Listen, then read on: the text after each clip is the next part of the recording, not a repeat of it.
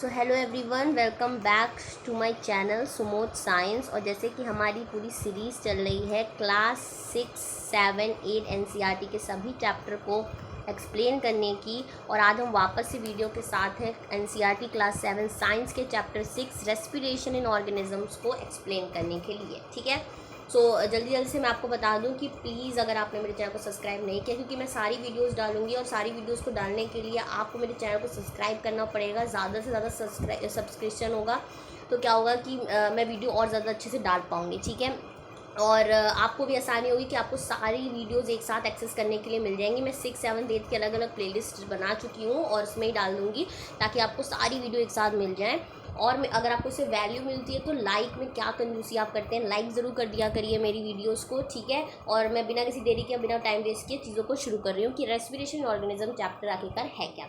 ठीक है, तो जो स्टार्टिंग होती है कुछ इस तरह होती है कि बूझो जो होता है वो अपने दादा और दादी को लेने के लिए बस स्टॉप जाता है, तो बहुत दौड़ के जाता है। देखिए मेरी बूझो जरा लड़की दिख रही है, पर उसको लड़का ही मानो, ठीक है, फ़ोटो दिखाने के लिए।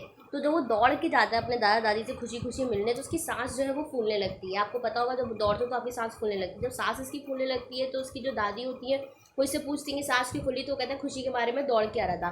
तो ये क्वेश्चन बूझो को राइज करता है कि आखिरकार जब हम दौड़ते हैं तो हमारी जो ब्रीथ है वो इतनी फास्ट क्यों हो जाती है।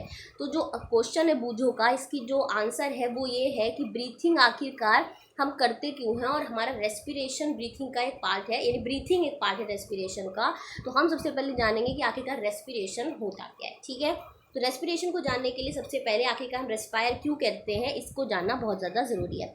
ठीक है, तो इससे पहले आप ये जान लीजिए कि हम सब का जो सबसे छोटा एलिमेंट है जो हम जिससे मिलके बने, जैसे एक घर एक ब्रिक से मिलके बना होता है, वैसे ही हम सब मिलके बने हैं सेल से। ठीक है, तो सेल सबसे स्मॉलेस्ट स्ट्रक्चर और फंक्शनल यूनिट है किसी भी ऑर्गेनिज्म की। कोई भी ऑर्गेनिज्म एक सेल से मिलकर बना होता है। ठीक है, तो वही है जो फंक्शन कराते हैं, सेल ही है जो फंक्शन करते हैं। ठीक है, हर एक सेल का कुछ काम होता है कुछ परफॉर्म करने के लिए। जैसे कि कुछ सेल क्या करते हैं, न्यूट्रिशन का काम करते हैं। कुछ सेल क्या करते हैं, ट्रांसपोर्ट, यानी कि खाने को एक जगह से दूसरी जगह पहुंचाना या ब्लड को एक जगह से दूसरी जगह पहुंचाना। ठीक है, एक्सक्रीशन का मतलब अनवांटेड चीज़ों को एक जगह से आप मुंह से खाते हो, अनवांटेड चीज़ों को एक जगह से निकालना, स्वेट के फॉर्म में निकालना या यूरिन के फॉर्म में निकालना। एक्सक्रीशन या रिप्रोडक्शन करने के लिए भी कुछ सेल जिम्मेदार होते हैं, ये हमें पता है। तो सेल जो है डिफरेंट डिफरेंट फंक्शन करते हैं, बट इन सेल को ये सारी चीज़ें परफॉर्म करने के लिए क्या चाहिए, एनर्जी चाहिए हर एक को। देखिए आप सेल से मिलके बने हो तो आपको ये पता होगा अगर आप थक जाते हो तो आप काम नहीं करते हो, आप काम कर नहीं पाते हो, क्योंकि आपके पास एनर्जी नहीं होती। एनर्जी किसके पास नहीं है, एक्चुअली में सेल्स के पास नहीं है वो काम करने के लिए। ठीक है, तो हर एक सेल आपका एनर्जी रिक्वायर करता है किसी भी चीज़ को करने के लिए। अब हर चीज़ के लिए आपको एनर्जी चाहिए, इवन ईटिंग के लिए, स्लीपिंग के लिए और पढ़ने के लिए, रीडिंग के लिए भी। पर ये एनर्जी आखिरकार आती कहाँ से है। ठीक है, तो ये एनर्जी का आंसर यहीं पर है कि जो आप खाना खाते हो उससे आती है। पर वो जो लोग कहते हैं ना खाना खाओ एनर्जी आएगी, ये आप सुनते हो। इस खाना खाने पर एनर्जी जो आती है वो रेस्पिरेशन की वजह से। जब आप सांस लेते हो, सांस लेने की वजह से ही रेस्पिरेशन होता है। आप खाना कितना भी खा लो, अगर आप सांस ना लो यानी रेस्पायर ना करो तो आप बिल्कुल भी क्या है कि आप ज़िंदा नहीं रह सकते। तो खाना तो इम्पॉर्टेंट है, बट उससे भी ज़्यादा इम्पॉर्टेंट है रेस्पिरेशन करना, यानी सांस लेना। तो जो ये फूड है इसके पास एनर्जी होती है, अंदर इसके स्टोर्ड होती है एनर्जी, पर इससे एनर्जी निकालने का काम रेस्पिरेशन वाली प्रोसेस से हम कर पाते हैं। ठीक है, रेस्पिरेशन पूरी प्रोसेस है, सांस लेने से लेकर सब कुछ। ठीक है, तो ये जो फूड के पास एनर्जी है और उस एनर्जी को जो हम रिलीज़ कर पाते हैं अपनी बॉडी के अंदर, वो जब हम सांस लेते हैं तभी एनर्जी ये रिलीज़ होती है। ठीक है, तभी आप लंबी सांस लो, जब आप लो तो आपको लगता है अब ज़्यादा एनर्जी आपके पास हो गई है। ठीक है, तो इस कारण क्योंकि रेस्पिरेशन प्रोसेस क्या है वो रेस्पिरेशन प्रोसेस है सांस का अंदर लेना और उस एनर्जी का रिलीज होना आपकी बॉडी के अंदर। ठीक है, पूरी बात अभी समझ में आएगी, आराम आराम से समझिए। ठीक है, इसलिए सारे लिविंग ऑर्गेनिज्म जो है एनर्जी को पाने के लिए फूड से, तो रेस्पिरेशन क्यों होती है, फूड से एनर्जी को पाने के लिए जो प्रोसेस की जाती है, जो सांस ली जाती है, वो पूरी प्रोसेस को हम रेस्पिरेशन कहते हैं। ठीक है, अब ब्रीथिंग के समय हम क्या करते हैं कि हम एयर को ब्रीथ करते हैं, जो हवा है उसको अंदर लेते हैं, और हमें पता है हवा के अंदर ज़्यादातर क्या है, ऑक्सीजन कंटेन है, तो हम ऑक्सीजन लेते हैं कहते हैं। और हमें ये भी पता है कि जो हम ब्रीथ आउट करते हैं कि हम एक बार इन करते हैं ब्रीथ और एक बार आउट करते हैं ब्रीथ को, बाहर निकालते हैं हवा को, तो वो ज़्यादा रिच किस में होती है, कार्बन डाइऑक्साइड निकालते हैं। ठीक है, तो जो एयर हम ब्रीथ करते हैं ये पूरे डिफरेंट पार्ट्स में पहुंचती है बॉडी के, इसलिए सेल पर भी पहुंचती है। ठीक है, डिफरेंट डिफरेंट पार्ट्स में जैसे ही सेल पर पहुंचती है तो सबसे पहले ये जो सेल में रेस्पिरेशन होता है उसे हम सेलुलर रेस्पिरेशन कहते हैं। अब आप रेस्पिरेशन समझ गए हो कि क्या होता है। ठीक है, तो सेल में ऑक्सीजन जो हम लेते हैं एयर से वो क्या करता है, फूड को ब्रेक डाउन करता है। फूड को ब्रेक डाउन, जैसे ये ऑक्सीजन ब्रेक डाउन करता है खाने को, किसमें, फूड को ब्रेक डाउन करता है एनर्जी में। ठीक है, तो सेल के अंदर क्या है, एनर्जी रिलीज होती है। खाने को इस तरह तोड़ता है कि एनर्जी भी रिलीज होती है, साथ में कुछ और कंपोनेंट बनते हैं वो अभी हम दिखाएंगे।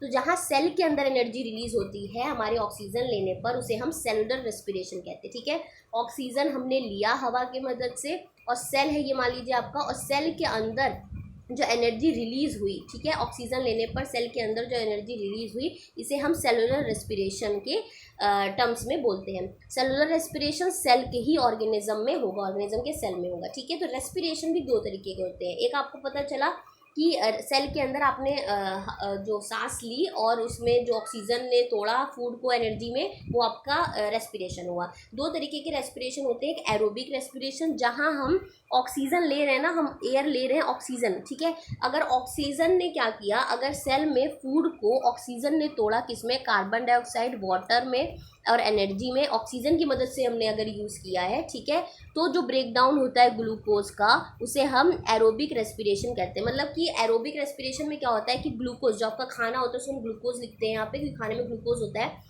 तो अगर ऑक्सीजन की वजह से, ऑक्सीजन की प्रेजेंस में ये टूटता है कार्बन डाइऑक्साइड, वाटर और एनर्जी में, यानी कि यहाँ पे ऑक्सीजन की मदद से ग्लूकोज टूटा, किसमें, कार्बन डाइऑक्साइड, वाटर और एनर्जी में। ज़्यादातर हम जो सांस लेते हैं वो एरोबिक रेस्पिरेशन से लेते हैं। तो यहाँ पर क्या हो, कार्बन डाइऑक्साइड तो बना जो आप एक्सेल कर देते हो, वाटर साथ में मिलता है, लेकिन साथ में क्या मिलती है, हमें एनर्जी मिलती है। ये एनर्जी जो है हमें सांस लेने पर, ऑक्सीजन लेने पर, ये जो एनर्जी की बात कर रहे हैं ये एनर्जी हमारी क्या है, एरोबिक रेस्पिरेशन है, क्योंकि ऑक्सीजन की मदद से ये काम हुआ है। लेकिन अगर ऑक्सीजन ना हो, ठीक है, तो उसे हम कहेंगे, अगर ऑक्सीजन की मदद से ये एनर्जी नहीं मिली बॉडी के अंदर तो वो एनएरोबिक रेस्पिरेशन में आता है। यहाँ हम जब बॉडी कह रहे हैं सभी लिविंग ऑर्गेनिज्म की बात करें तो food can also be broken down without using oxygen. तो फूड को तब भी तोड़ा जाता है और एनर्जी हमें तब भी मिल जाती है। फूड का एनर्जी में टूटना रेस्पिरेशन कहलाता है। ठीक है, तो वो एरोबिक है, अगर ऑक्सीजन की मदद से वो टूटा है तो वो एरोबिक रेस्पिरेशन है, पर ऑक्सीजन की मदद से अगर नहीं टूटा है फिर भी टूटा है तो वो एनएरोबिक रेस्पिरेशन कहलाता है। ठीक है,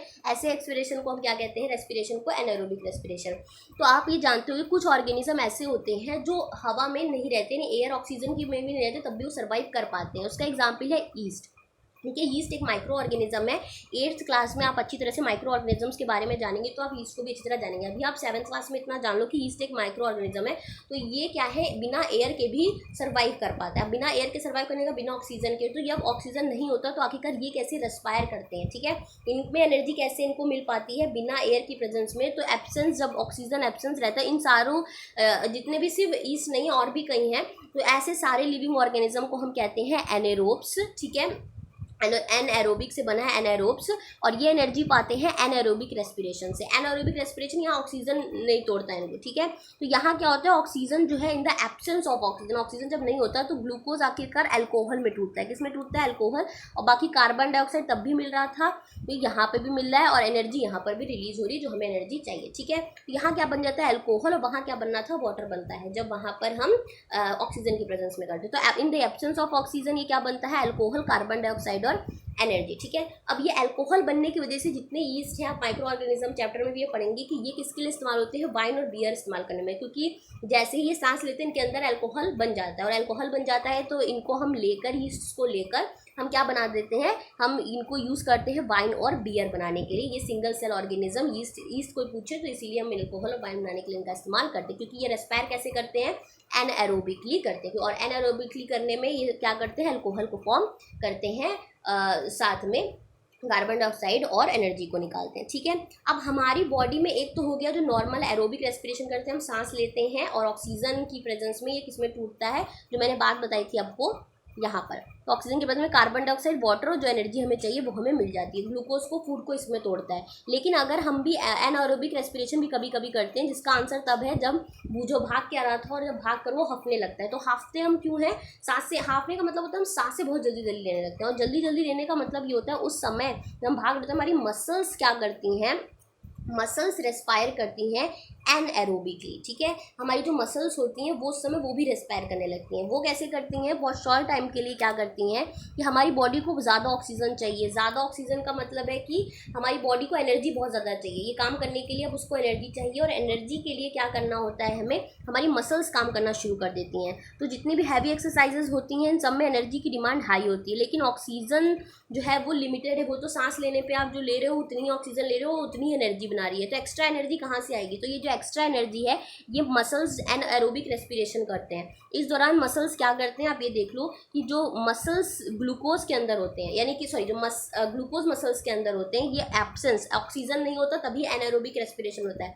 ये क्या बना देते हैं, लैक्टिक एसिड और एनर्जी रिलीज कर देते हैं, ठीक है। तो एक्स्ट्रा एनर्जी हमें वहाँ मिल जाती है। लेकिन इसके बाद जब आप दौड़ दौड़ के, ये तो आपको एनर्जी सफिशिएंट मिल पा रही है, इसलिए आपकी सांस जो भी जल्दी जल्दी चली, कि आपको एनर्जी भी जल्दी जल्दी चाहिए। एक तो ज़्यादा मैक्सिमम अमाउंट ऑफ एयर आप ऐसे ले लेते हो ऑक्सीजन से, दूसरा आपके मसल्स भी यहाँ काम कर रहे हैं। इसलिए जब हैवी एक्सरसाइज जब आप करते हो, मसल्स ने आपकी एनर्जी को तो रिक्वायर कर दिया, लेकिन मसल्स में आपको क्या होने लगता है, ये देखिए भाग रहे हैं।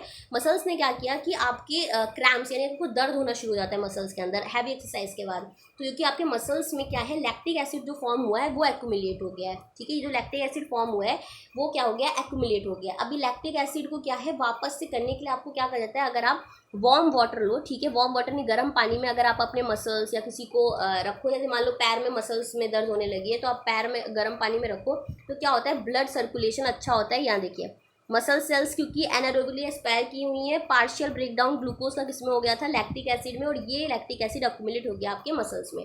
अब आप रिलीफ के लिए आप क्या करोगे, आप हॉट वाटर बाथ लोगे, मसाज करोगे, इससे बॉडी में सर्कुलेशन ब्लड का होगा और ज़्यादा ऑक्सीजन वहाँ पहुँचेगा, और ऑक्सीजन जब वहाँ पहुँचेगा तो क्या होगा कि जो मसल सेल्स हैं उनमें ऑक्सीजन जब पहुंचेगा तो दोबारा से ये ऑक्सीजन क्या करेगा, इस लैक्टिक एसिड को दोबारा से जैसे जैसे थे वो कार्बन डाइऑक्साइड और वाटर में कन्वर्ट कर देगा, ठीक है। और लैक्टिक एसिड को वाटर में कन्वर्ट करने के बाद आपका जो लैक्टिक एसिड है वो हट जाएगा और आपके दर्द में आपको आराम मिल जाएगी। तो हमारे लिए वो जल्दी जल्दी में तो एनएरोबिक रेस्पिरेशन करना पड़ता है जो मसल्स कर लेती है, पर हमारी बॉडी के लिए अच्छा यही होता है कि हम एरोबिक रेस्पिरेशन ही करें। जहाँ हमें एनएरोबिक की ज़रूरत पड़ती है और मसल्स हमारे काम तुरंत करने लगते हैं, जब ज़्यादा एनर्जी की ज़रूरत पड़ती है हैवी एक्सरसाइजेस के दौरान ऐसा काम होता है। तो उम्मीद है आपको, और जब रिलीफ पाना होता है तो यही लैक्टिक एसिड क्या करता है, ऑक्सीजन जो है हम गर्म पानी से ऑक्सीजन जब वहाँ सर्कुलेट होता है ज़्यादा ऑक्सीजन पहुँचता है, देखिए ब्लड में ही ऑक्सीजन होता है, ये सर्कुलेट करता है। ट्रांसपोर्टेशन चैप्टर में आप अच्छी तरह पढ़ेंगे। और क्या होता है कि आपको ये लैक्टिक एसिड को तुरंत ही कार्बन डाइऑक्साइड और वाटर में फिर से तोड़ देता है और आपको रिलीफ मिल जाता है। उम्मीद है बात आपको समझ में आई होगी। अब बात करते हैं ब्रीथिंग। देखिए हमें क्या ध्यान रखिएगा, ब्रीथिंग एक पार्ट है रेस्पिरेशन का, कि आप सांस ले रहे हो और छोड़ रहे हो, ये तो आपकी हो गई ब्रीथिंग, ठीक है। लेकिन उस दौरान ब्रीथिंग ली, ऑक्सीजन लिया, ऑक्सीजन का टूटना किसमें, ऑक्सीजन का तोड़ना ग्लूकोज को एनर्जी में, कार्बन डाइऑक्साइड वाटर में, एंड देन उसका कार्बन डाइऑक्साइड में कन्वर्ट करना और ये कार्बन डाइऑक्साइड वापस से इन्वायरमेंट में देना, ये पूरी प्रोसेस रेस्पिरेशन कहला रही है। और देखिए ये पार्ट है, सांस लेना और देना एक पार्ट है, तो ब्रीथिंग एक पार्ट है। तो ब्रीथिंग का सिर्फ मतलब है कि आप एयर रिच ऑक्सीजन को ले रहे हो और गिविंग आउट कर रहे हो कार्बन डाइऑक्साइड रिच एयर को with the help of respiratory organs, ठीक है। अभी रेस्पिरेटरी ऑर्गन्स क्या होते हैं इनके बारे में भी अभी हम चर्चा करेंगे, ठीक है, आप उससे चिंता ना करिए, ठीक है। तो अभी हमने इतनी बात जानी, ठीक। The taking in of air rich in oxygen into the, अब देखिए जो आप ऑक्सीजन रिच एयर ले रहे हो उसे आप इनहेलेशन कहते हो, यानी कि इनहेलेशन करते हैं, बॉडी को अंदर लेते हैं एयर को, उसे इनहेलेशन कहते हैं। और जब कार्बन डाइऑक्साइड रिच आप एयर बाहर छोड़ रहे हो उसे आप एक्सहेलेशन कहते हो। तो आप इनहेलेशन और एक्सहेलेशन को अच्छी तरह समझ जाओ, ठीक है। नेक्स्ट बात करें कि ये कंटिन्यूस प्रोसेस चलती है, ऐसा नहीं है कि आप सिर्फ सांस लेते जाओगे, आप एक बार सांस लोगे एक बार सांस छोड़ोगे, ठीक है। और ये कंटिन्यूस प्रोसेस है थ्रू आउट एक लाइफ ऑर्गेनिज्म में, जब तक वो जिंदा है वो ये काम करता रहता है, ठीक है। तो नंबर ऑफ टाइम्स पर्सन जो है ब्रीथ कर रहा है, एक मिनट में कितने नंबर ऑफ टाइम ब्रीथिंग कर रहा है वो उसकी ब्रीथिंग रेट कहलाती है, ठीक है। तो ब्रीथिंग के समय आप ये जान लीजिए कि एक बार जो वो इनहेल कर रहा है और एक बार जो एक्सहेल कर रहा है, ये पूरा एक ब्रीथिंग कहलाती है, ठीक है। ऐसी कितनी बार ब्रीथिंग कर रहा है, यानी एक बार सांस ले रहा है एक बार छोड़ रहा है, एक ब्रीथिंग हुई, तो ऐसी 2 3 4 5 कितनी बार ले पा रहा है एक मिनट के अंदर, वो ब्रीथिंग रेट में कहलाता है। वो क्या कहलाता है, ब्रीथिंग रेट। ध्यान रखिएगा, एक बार सांस ले रहा है एक बार सांस छोड़ रहा है, ये एक ब्रीथिंग है।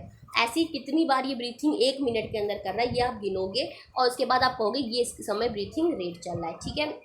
सवाल ये उठता है कि क्या ब्रीथिंग रेट हमेशा कांस्टेंट रहता है। सपोज करिए एक मिनट में एक इंसान 20 बार ब्रीथ करता है, ठीक है। तो यानी कि 20 बार सांस अंदर और बाहर छोड़ लेता है। तो ये क्या हमेशा कांस्टेंट है? तो आंसर है नहीं, डिपेंड करता है कि कंडीशन क्या है, ठीक है। इसके लिए आपको क्या दिया गया है कि आपकी बॉडी की रिक्वायरमेंट ब्रीथिंग रेट की अलग अलग होती है। नॉर्मल आप जब बिल्कुल बैठे हुए आप ब्रीथिंग रेट लोगे तो आप नेम ऑफ द क्लासमेट जो नॉर्मल बैठे हुए हैं आप क्लासमेट का नाम लिख लो। आपके क्लास में आकाश है, आपके क्लास में मीना है, आपके क्लास में रीना है, कोई भी लड़कियां ले लो, लड़के ले लो, सोहन है, ठीक है। इन सब के नाम ले लिया आपने यहाँ पर। अब आपने देखा कि नॉर्मल उनकी ब्रीथिंग रेट्स क्या हैं, सबके देखोगे तो कुछ अलग अलग, हल्का फुल्का अलग आएगा। उसके बाद आप 10 मिनट की हल्की सी वॉक लेके आओगे, उसके बाद ब्रीथिंग रेट्स को देखोगे कि 1 मिनट में कितना ब्रीथ कर रहा है, और 100 मीटर की रनिंग करके आओगे तब आप ब्रीथिंग देखोगे। और रेस्ट पे हो, बिल्कुल बिल्कुल आप खड़े हो, बिल्कुल नॉर्मल भी रेस्ट पे हो, तब आप क्या है। तो आप देखोगे हर वक्त जैसी जैसी आपने बॉडी में वर्क किया है, जैसे जैसे आपने बॉडी के साथ किया है, उस हिसाब से ब्रीथिंग रेट भी चेंज हो रहा है, आप ये देख पाओगे, ठीक है। इसलिए ब्रीथिंग रेट कांस्टेंट नहीं है, बट ऑन एन एवरेज अगर बात की जाए तो एक एडल्ट ह्यूमन बीइंग की अगर बिल्कुल नॉर्मल की बात की जाए तो 1 मिनट के अंदर 15 से 18 टाइम वो ब्रीथ कर पाता है, ठीक है। और हैवी एक्सरसाइज अगर वो कर लेता है तो आप देखिए हैवी एक्सरसाइज में आपको ज़्यादा एनर्जी की रिक्वायरमेंट है, तो ब्रीथिंग भी फास्ट करनी पड़ेगी, ज़्यादा एयर चाहिए, ज़्यादा ऑक्सीजन चाहिए कि एनर्जी ज़्यादा रिलीज हो, तो उस समय वो 25 टाइम पर मिनट कर पाता है, ठीक है। तो आपको ध्यान है हैवी एक्सरसाइज में 25 टाइम पर मिनट, और अगर नॉर्मल है तो 15 से 18 टाइम इन अ मिनट में कर पाता है ब्रीथिंग। तो ये रहा ब्रीथिंग रेट आपका, ये आपको हल्का फुल्का आइडिया होना चाहिए, ठीक है। नेक्स्ट बात करें तो आपकी एक्टिविटी 6.3 में आपको कुछ एक्टिविटीज़ दी हैं। इसमें आपको ये देखना है कि किसमें आपकी ब्रीथिंग रेट फास्ट होगी, किसमें नहीं होगी, आप अपने हिसाब से अलाइन कर लो, ठीक है। तो आप अगर देखो तो सबसे ज़्यादा सो रहा है तो सबसे कम ब्रीथिंग रेट यहाँ होगी, तो इसको सबसे पहले नंबर 1 पे लगा दो, ठीक है। उसके बाद अगर बात की जाए तो सबसे कम ब्रीथिंग रेट आपकी यहाँ होगी, क्योंकि उसके बाद आप जो है पढ़ने में इतना ज़्यादा हैवी फिजिकल कुछ काम नहीं कर रहे हो, पढ़ रहे हो, ठीक है। थर्ड अगर बात की जाए तो आप रख लो कि ये ब्रिस्कली वॉक कर रहे हैं, बहुत ज़्यादा तेज़ वॉक नहीं कर रहे हैं, आराम से चलने वाला कर रहे हैं, तो इनको रख सकते हो ब्रीथिंग रेट में, ठीक है। इसके बाद अगर बात की जाए तो अगर इसको हम माने कि ये दौड़ रही है तेज़, तो ये सबसे लास्ट में रखेंगे। अगर ये काम कर रही है तो ये और ये दोनों इक्वल काम कर रहे हैं, लेकिन हम मानते हैं लेबर ज़्यादा काम कर रहा है, तो 4th नंबर पे इनको रखते हैं, और 5th नंबर पे इनको करते हैं ज़्यादा है, और 6th नंबर पे इसलिए कि अगर जो दौड़ रहा है वो सबसे ज़्यादा हैवी एक्सरसाइज कर रहा है, तो ब्रीथिंग रेट इसकी सबसे ज़्यादा फास्ट होगी, ठीक है। तो उम्मीद है इतनी समझ में आपको बात आई होगी। अब बात करें कि हम ब्रीथ करते कैसे। अभी तो हमने बात कर ली लेना और उसमें, और प्रोसेस में क्या होता है, रेस्पिरेशन कैसे होता है। सबसे पहले आप क्या करते हो, ब्रीथिंग की पूरी प्रोसेस क्या है, आप नॉस्ट्रिल यानी कि आपकी जो 2 ऐसे जो छेद आपकी नाक में दिए हैं, आप उनसे क्या करते हो, एयर को लेते हो। जब आप इनहेल करते हो तो आपके जो नॉस्ट्रिल से नेसल कैविटी जो होती है उसके अंदर आपकी जो सांस है वो जाती है, नेसल कैविटी से वो लंग्स की ओर जाती है, ठीक है, थ्रू विंड पाइप। देखिए एक फूड पाइप होता है, 2 तरह के पाइप होते हैं, एक विंड पाइप होता है। विंड पाइप के जरिए मैं यहाँ आपको दिखाती हूँ, यहाँ विंड पाइप के जरिए आप हवा जो लेते हो नॉस्ट्रिल से लेते हुए ये अंदर जाती है, ठीक है। अंदर जाने के बाद ये आपके लंग्स होते हैं, ठीक है। लंग्स जो आपको होते हैं 2 लंग्स दिए होते हैं जो इनसे विंड पाइप से कनेक्ट होते हैं, उनके अंदर आप जो एयर लेते हो वो जाता है, ठीक है। जो आपके लंग्स होते हैं वो एक केज में फंसा होता है, एक चेस्ट कैविटी से कहते हैं, यानी गड्ढे में, वो होता है आपका ये रिब्स वाला पूरा केस होता है, आपने देखा होगा स्केलेटन में भी, इनसे पूरा क्या होता है, फंसा होता है आपका लंग्स इसके अंदर, ठीक है। इसके अलावा रिब्स के अलावा, इन्हें रिब्स कहते हैं जो छोटे छोटे होते हैं, इसके अलावा क्या होता है कि एक डायफ्राम आपको ध्यान रखना है, वो क्या होता है, पूरा मसल की शीट होती है नीचे, ठीक है, ये नीचे जाती है, और ये आपको अभी ये इन्हीं दोनों का फंक्शन होता है, रिब्स क्या और ये जो डायफ्राम इसके नीचे होता है, ये दोनों के मूवमेंट से आपके लंग्स जो हैं वो क्या करते हैं, सांस लेने और छोड़ने में मदद कर पाते हैं। तो 3 का काम है, लंग्स जो है जो कि फंसा हुआ है किसमें, रिब्स, और ये डायफ्राम में जो एक मसल की शीट होती है आपको दिख रही है, ठीक है। दूसरा आपकी जो नॉस्ट्रिल से ये विंड पाइप के थ्रू आ रहा है, इतनी प्रोसेस आपको ध्यान रखनी है, ठीक है। तो हमने क्या कहा कि this cavity surrounded by ribs, ribs से सराउंड होती है कैविटी, और लार्ज मस्कुलर शीट जो कि आप डायफ्राम्स कहते हैं, ये चेस्ट कैविटी का एक फ्लोर बनाती है, ठीक है। ब्रीथिंग इन्हीं डायफ्राम और रिब केज के मूवमेंट से आपको ब्रीथिंग कराई जाती है, ठीक है। अब देखिए यहाँ पर भी यही सेम बात है, ये आपके अब डायफ्राम आप इससे देखना, और ये आपका रिब केज है ये आप इससे देखना, ठीक है। होता क्या है, देखिए जब आप एयर जो है सांस लेते हो, जब सांस लेते हो आप विंड पाइप समझना, तो आपके जो चेस्ट, ये जो रिब्स हैं ये क्या करते हैं, ये एक्सपैंड करते हैं, और जो आपका डायफ्राम है वो नीचे आता है, ताकि जो स्पेस है वो बढ़ जाए, इसकी जो स्पेस है वो क्या हो जाए, बढ़ जाए। जब ये बढ़ जाती है तो लंग्स के अंदर खूब हवा आ जाती है, तो एयर रिच जो आपकी ऑक्सीजन रिच एयर है वो अंदर आ जाती है।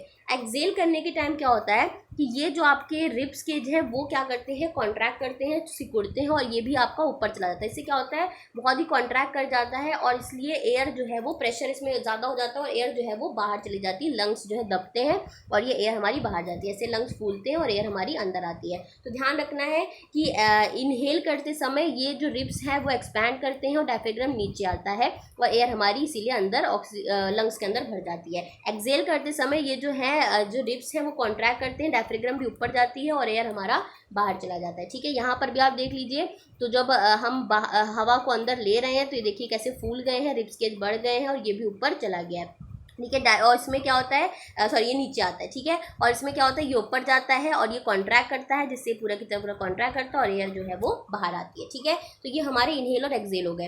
अब बात करें ब्रीथिंग का इफेक्ट, अगर बात करें तो आपको क्या करना है कि चेस्ट कैसे रहता है, साइज के चेस्ट को देखने के लिए इनहेलेशन के समय आप यहीं पे नाम लिख दीजिए, रीमा, सीता, गीता, रोहन, श्याम, सबके नाम लिख दीजिए और इनहेलेशन के समय उनके चेस्ट को नाप लीजिए, एक्सलेशन के समय नाप लीजिए और उनके में क्या डिफरेंस है इनहेलेशन और एक्सलेशन है। सपोज करिए 25 सेंटीमीटर तब आया इनहेलेशन के समय और एक्सलेशन के समय 20 आया, तो डिफरेंस कितना आया, 5 सेंटीमीटर का। तो आपको ये डिफरेंस सब सारे क्लासमेट्स का देखना है, इस तरह नापना है आपको। चेस्ट सेंटीमीटर वाला जो जैसे जो आपके टेलर वेलर करते हैं उनसे आप देखेंगे तो आप आराम से ये साइज़ को देख पाएंगे। ठीक है, इसके अलावा आपको एक मॉडल दिया गया है जो आप बना भी सकते हो। ये मॉडल क्या है कि कैसे आपके लंग्स काम करते हैं इनहेल और एक्सलेशन में। तो ये गुब्बारे जो है वो बिल्कुल आपके 2 गुब्बारे आप लगा दो, ऐसे करके 2 पाइप्स जो है डालो और यहाँ पर एक बिल्कुल सीलिंग वाला कर दो, उसके बीच में क्या कर दो कि एक पाइप लगा दो जिसमें सिर्फ ये पाइप जाने की जगह हो। ठीक है, और उसके बाद क्या करो कि यहाँ पर नीचे की तरफ आप एक ऐसे मैं कहती हूँ रबर टाइप का कुछ लगा दो जो बिल्कुल पैक हो और इसमें आपके पास ये कंट्रोल हो कि आप इसको नीचे और ऊपर कर सकते हो, जैसे कि आप देख रहे हो रबर शीट है। ठीक है, अब आपको करना क्या है कि जब आप इसको नीचे की ओर खींचते हो तो मैक्सिमम एयर क्या है कि इसके अंदर स्पेस बढ़ गई, जैसे कि आपकी क्या थी, चेस्ट कैविटी काम करती थी, ये आप समझ लो ये वर्क कर रहा है बिल्कुल आपकी डायफ्राम की तरह जो नीचे आता है। ठीक है, और डायफ्राम की तरह नीचे आता है और आपके क्या है ये लंग्स है। ठीक है, तो ये नीचे जब आता है तो इसकी जो स्पेस है एयर की वो बढ़ जाती है, एयर अंदर आती है और गुब्बारे आपके फूल जाते हैं, लंग्स जैसे फूल जाते हैं। ठीक है, अब उसके बाद क्या होता है कि अगर आप क्या करो कि जब इसको अंदर कर देते हो, जब अंदर कर देते हो तो इस एरिया कम हो गया, एरिया कम होने की वजह से क्या होता है कि यहाँ पर प्रेशर जो है वो बढ़ जाता है और एयर क्या है बाहर की ओर निकलना शुरू कर जाती है और गुब्बारे आपके हवा छोड़ देते हैं। ठीक है, तो लंग्स इसमें कॉन्ट्रैक्ट करते हैं, तो यही बात ये दिखाई गई है। तो ये मॉडल से आप इसको संभाल सकते हो, ये मॉडल आपको इनहेलेशन और एक्सलेशन का दिखाया गया। ठीक है, इसके अलावा आप स्नीज क्यों करते हैं, आप छींकते क्यों हो, इसका भी कारण आपकी एनसीईआरटी में दिया हुआ है, तो मुझे लगता है आपको पता होना चाहिए, तो मुझे अच्छा लगा तो मैं सोची आपको बता देती हूँ। ठीक है, तो इसमें क्या होता है कि अगर जब आप छींकते हो, क्यों छींकते हो, बहुत सारे एयर में अनवांटेड पार्टिकल्स यानी कि जो आपके बॉडी को रिक्वायर्ड नहीं होते हैं, जैसे कि स्मोक, डस्ट, पॉलेंस, ये सब एयर के अंदर साथ में रहते हैं। जब आप इनहेल करते हो तो कभी कभी क्या होता है कि ये भी अंदर चले जाते हैं। तो आपके देखो नाक, आपके नाक के अंदर हेयर्स हैं। ठीक है, वो हेयर्स इसलिए नहीं दिए गए, फालतू में नहीं दिए गए, तो ये हेयर्स इसलिए दिए गए कि वो अनवांटेड कभी कभी उसी में फंस जाते हैं। ठीक है, तो ये particles get trap in the hair और the nasal cavity. However some time this particle क्या करते हैं, इस हेयर से भी पास कर जाते हैं। ठीक है, अगर ये हेयर से भी पास कर जाते हैं तब क्या होता है कि आपकी कैविटी में एक लाइनिंग में एक इरिटेशन होती है, जिसकी वजह से अब वो बॉडी ये बता देती है कि हाँ अनवांटेड पार्टिकल आ गया है और उसको क्या करना होता है। तो आपकी जो नेजल कैविटी उसके अंदर एक आपको नहीं होती है, खुजली टाइप की होती है कि आप छींक आने वाली। ठीक है, वो यही सिग्नल है। उसके बाद जब आप छींकते हो तो क्या होता है, वो अनवांटेड पार्टिकल को बाहर निकालने के लिए आप छींकते हो, यानी कि स्नीजिंग तभी होती है जब आपका अनवांटेड पार्टिकल, इसलिए कभी भी छींक को रोके मत, उसको तुरंत ही छींक दीजिए। लेकिन हाँ ध्यान रखिए फॉरेन पार्टिकल्स बाहर तो चला गया है, हवा में चला जाएगा, लेकिन आपको हैंकी रखने के लिए इसलिए कहा जाता है क्योंकि वो अनवांटेड है, तो हर के लिए अनवांटेड है। तो आप जब हैंकी से रखोगे तो वो हैंकी पर चला जाएगा और बाहर नहीं जाएगा, ताकि कोई और भी इसको इनहेल ना कर ले। ठीक है, तो इसलिए स्नीजिंग के समय, ये स्नीजिंग इसलिए होती है अनवांटेड पार्टिकल का आना, अगर वो अंदर नेजल कैविटी के अंदर हेयर को पार करके चला गया, उस दौरान स्नीजिंग होगी, बॉडी तुरंत ही अलर्ट करेगी और उसको बाहर निकालने की पूरी कोशिश करेगी। ठीक है, अब बात है कि हम ब्रीथ आउट क्या करते हैं। ठीक है, आखिरकार ब्रीथ आउट क्या करते हैं, जैसे कि हमको पता है कि हम कार्बन डाइऑक्साइड करते हैं, लेकिन ये करने के लिए इन्होंने क्या किया कि एक लाइम वाटर को लिया। देखिए यहाँ पर इन्होंने बंद नहीं किया, पर ये बंद है पूरी तरीके से, ध्यान रखिएगा। ठीक है, आपकी एनसीईआरटी की बुक में रखा नहीं, इसको बंद करके सिर्फ स्ट्रॉ जाने की यहाँ पर इन्होंने जगह छोड़ी है। उसके बाद क्या कहा है कि जो लाइम वाटर उसमें फूकिए, फूकने पर, जब फूकने का मतलब है एक्सेल कर रहे हो। ठीक है, अपनी सांस को जो अंदर है वो बाहर छोड़ रहे हो। तो आपने मैंने इससे पहले वाली क्लास में फिजिकल और केमिकल चेन में आपको एग्जांपल बताया था कि जब विनेगर और बेकिंग सोडा रिएक्ट करते हैं तो कार्बन डाइऑक्साइड रिलीज करते हैं। ये कार्बन डाइऑक्साइड जब हम पास कराते हैं, कार्बन डाइऑक्साइड का टेस्ट है लाइम वाटर में, तो लाइम वाटर मिल्की हो जाता है। ठीक है, ये मिल्की वाटर बताता है कि हाँ हमारा जो कार्बन डाइऑक्साइड है वो इसमें आया हुआ है। ठीक है, कार्बन डाइऑक्साइड की प्रेजेंस है लाइम वाटर में। या यही होगा, जो ये लाइम वाटर है ये आपका मिल्की टर्न हो जाएगा, और मिल्की टर्न होने का मतलब है कि हमारी सांस जो बाहर छोड़ रहे हैं उसके अंदर कार्बन डाइऑक्साइड है। ठीक है, और इसी से हमें पता चला कि हाँ कार्बन डाइऑक्साइड हम छोड़ते हैं और ऑक्सीजन रिच हम लेते हैं। ठीक है, तो इसीलिए ये वाला टेस्ट यहाँ बताया जा रहा है। तो ध्यान रखिए, जब आप छोड़ते हो सांस तो कार्बन डाइऑक्साइड रिच होता है। ठीक है, अब देखिए बार बार मैं रिच शब्द इसलिए इस्तेमाल करूँ कि ज़्यादा जो होता है वो कार्बन डाइऑक्साइड होता है। ठीक है, जब आप इनहेल करते हो तो ज़्यादा ऑक्सीजन आप लेते हो। ठीक है, 21% ऑक्सीजन होती है और 0.04% जो होती है वो कार्बन डाइऑक्साइड भी साथ में आप लेते हो। ऐसा नहीं है कि बिल्कुल ही आप आपके लंग्स जो है वो बिल्कुल ही सिर्फ ऑक्सीजन ले रहे हैं। ठीक है, और अगर एक्सेल करते हो तो उस दौरान 16.4% ऑक्सीजन आप बाहर छोड़ते हो, 4.4% जो कार्बन डाइऑक्साइड है वो आप क्या करते हो कि उनको आप बाहर छोड़ते हो। ठीक है, तो उस दौरान कार्बन डाइऑक्साइड जो है वो रिच रहता है। ठीक है, ज़्यादा अच्छे से समझने के लिए यहाँ पर देखिए, ऑक्सीजन क्या होता है। जब आप इंस्पायर्ड यानी कि आप जब सांस लेते हो तो 21% ऑक्सीजन आप लेते हो और छोड़ते 16% आप जो ऑक्सीजन है वो एक्सेल करते हो। कार्बन डाइऑक्साइड में जब इनहेल करते हो उस दौरान सिर्फ 0.03% जो 0.04% आप लेते हो, लेकिन जब आप छोड़ते हो तो 3 से 4% कार्बन डाइऑक्साइड आप अपने बॉडी से बाहर की ओर छोड़ते हो। उसमें जो अमाउंट ऑफ वाटर वेपर जब आप लेते हो तो बहुत ही कम वेपर लेते हो, लेकिन आप जब एक्सेल करते हो तो ज़्यादा वाटर वेपर एक्सेल, यानी कि उसके साथ साथ क्या है, देखिए जब आप ले रहे हो सांस तो भी साथ में ये 4 चीज़ें हैं जो साथ में चल रही हैं। ठीक है, लेकिन एक्सेल करने में आप ये ध्यान रखना वाटर वेपर क्यों रहता है, क्योंकि जब आप देखिए जब आप शीशे पे क्या करते हो, कैसे हा हा करके एक वो बनाते हो, एक फॉग बन जाता है आपके जो शीशा है उसमें। ठीक है, वो इसलिए बन पाता है क्योंकि वाटर वेपर भी साथ में आपके जो एक्सेल्ड एयर होती है उसमें प्रेजेंट होती है, तो ज़्यादा होते हैं इसके अंदर, लेकिन जो इनहेल करते हो उसमें कम होते हैं। टेम्परेचर भी आप ध्यान रखना कि जो इनहेल करते हो वो वेरिएबल टेम्परेचर हो सकता है, लेकिन एक्सेल जो करते हो हमेशा वार्म रहता है, हमेशा गर्म रहती है। जो सांसें आपकी रहती है देखोगे गर्म रहती है। ठीक है, इसलिए वो वार्म रहती है, ये बात आपको ध्यान रखनी है।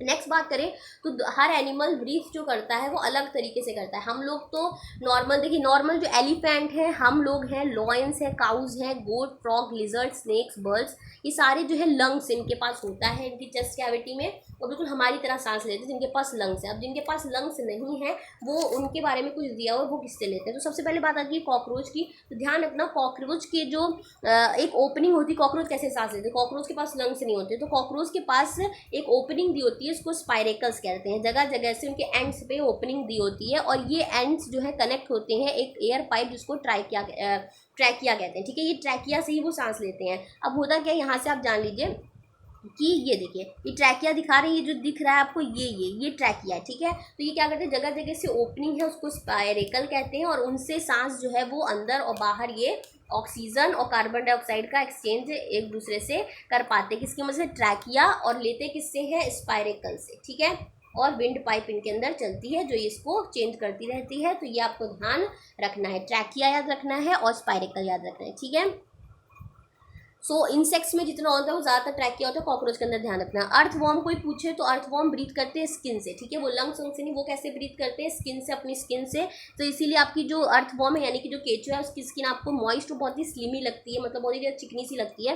गैसेज वो क्या करता है, पास करता है अपनी स्किन से ही। और बात करें तो they can also breathe through skin, ये तो हमने फ्रॉग की बात की है, फ्रॉग भी स्किन से भी ब्रीथ कर सकता है क्योंकि पानी के अंदर जब वो जाता है तो वो इसी तरह ब्रीथ करता है। ठीक है, नेक्स्ट बात करें तो हम बात कर रहे हैं फिश की। तो फिश आपने 6th क्लास में भी पढ़ रखा है, गिल्स से फिश जो है वो ऑक्सीजन लेती है। ठीक है, गिल्स से ही आदान प्रदान ऑक्सीजन और कार्बन डाइऑक्साइड कर देती है। गिल्स जो है वो स्किन पे उसके प्रोजेक्शन होते हैं, और ये गिल्स जो है वो ब्रीथिंग में अगर आप वंडर करोगे कैसे लेता है तो पानी के अंदर वो कैसे लेती है, तो जो ये जो गिल्स हैं ये ब्लड वेजल से पूरे कनेक्टेड रहते हैं जो कि एक्सचेंज करते हैं गैसेस को। तो गिल्स की बात करें तो ये रहते हैं गिल्स, ये ब्लड वेजल से उसके कनेक्टेड रहते हैं और सांसों को आदान प्रदान करते हैं। तो आपको फिश याद रखनी है कि वो गिल्स से सांस लेती है, कॉकरोच ट्रैकिया से लेता है, और जो हमारे अर्थ वॉर्म है वो स्किन से लेते हैं।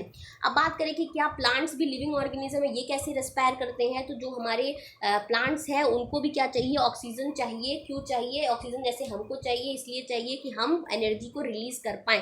प्लांट्स को भी काम करने के लिए एनर्जी चाहिए, तो ये भी ऑक्सीजन को लेते हैं, ठीक है, और ब्रेक डाउन करते हैं ग्लूकोज को किस में, जैसे हम करते हैं कार्बन डाइऑक्साइड और वाटर में, जैसे अदर ऑर्गेनिज्म करते हैं, ठीक है। अब यहाँ क्या होता है कि यहाँ पर ये डिफरेंट डिफरेंट पार्ट्स में यहाँ पर ये काम होता है, जैसे यहाँ सेल होते हैं या डिफरेंट डिफरेंट पार्ट्स में, जैसे लीव्स और रूट्स अलग अलग रहते हैं। अब आपको पता होगा लीव्स में क्या होते हैं, स्टोमेटा प्रेजेंट होता है, ठीक है। स्टोमेटा आप जानते हो कि बहुत पोर्स होते हैं, छेद होते हैं छोटे छोटे, इनकी मदद से लीव्स में तो कार्बन डाइऑक्साइड और ऑक्सीजन जो लेती है, ऑक्सीजन किससे ले लेगी, पोर से ले लेगी, स्टोमेटा से ले लेगी, और उसके बाद क्या करेगी, जो कार्बोहाइड्रेट यानी फूड है ग्लूकोज को तोड़ लेगी, जैसे कि कार्बन डाइऑक्साइड और वाटर में, और वहाँ पर उसको एनर्जी मिल जाएगी जो सफिशिएंट एनर्जी चाहिए। तो लीव्स में तो वो ऐसा कर लेती है, ठीक है। अब बात करें तो रूट्स में वो कैसे करेगी, तो रूट्स में क्या होता है कि एनर्जी कैसे लेती है, देखिए रूट्स अंदर होती हैं। अब रूट्स अंदर होती हैं तो वो ऑक्सीजन ऐसे एयर, जैसे इनके पास पोर्स है लीव्स के पास, वैसे तो नहीं ले पाती, लेकिन कैसे लेती है, तो देखिए वो जो जगह बचती है, स्पेस होती है, तो वो जो ऑक्सीजन सॉइल के अंदर जो ऑक्सीजन होती है उसको ले पाता है। सॉइल के अंदर भी ऑक्सीजन होती है। अब वो कैसे होती है, देखिए ये आपके सॉइल पार्टिकल्स हो गए, ठीक है। तो सॉइल जो ऐसे मिट्टी में, सॉइल में जो जगह जगह होती है जो पानी ना भरेगा, इसलिए कहते हैं बहुत ज़्यादा पानी गमले के अंदर ना भरे, ताकि क्या हो कि ऑक्सीजन जो है वो भी खत्म हो जाएगा, तो रूट्स ऑक्सीजन नहीं ले पाएंगे, ठीक है। और ये रूट है आपकी हेयर है, यानी कि ये रूट है, आप ऐसे समझो ये रूट है आपका, ठीक है। ये आपकी मिट्टी के जो है ये सॉइल पार्टिकल्स हैं, तो इनके बीच में जो ये आपको जगह दिखा रहे हैं वो एयर स्पेस दिखा रहे हैं। ये एयर जो है जो मिट्टी के अंदर आ गई, उसके अंदर जो ऑक्सीजन है रूट उसकी मदद से सांस ले पाता है। तो ये जो मिट्टी की जो जगहें बचती हैं उसकी मदद से रूट जो है वो ऑक्सीजन ले पाता है, और यहाँ पर एनर्जी रूट्स को कुछ इस प्रकार से मिलती है। तो ऑक्सीजन लेता है, फर्दर वही बात है, ऑक्सीजन लेकर ग्लूकोज को कार्बन डाइऑक्साइड, वाटर और एनर्जी में रिलीज कर पाता है, ठीक है। तो उम्मीद है आपको इतनी बात समझ में आई होगी, हमने सभी बातों को अच्छी तरह जान लिया। अगर आपको इससे थोड़ी भी वैल्यू मिलती है तो प्लीज़ मेरे चैनल को लाइक करें, सब्सक्राइब करें, और आगे मेरी वीडियोस डालने के लिए चैनल को सब्सक्राइब तो बहुत बहुत ज़्यादा ज़रूरी है। So thank you so much for watching it.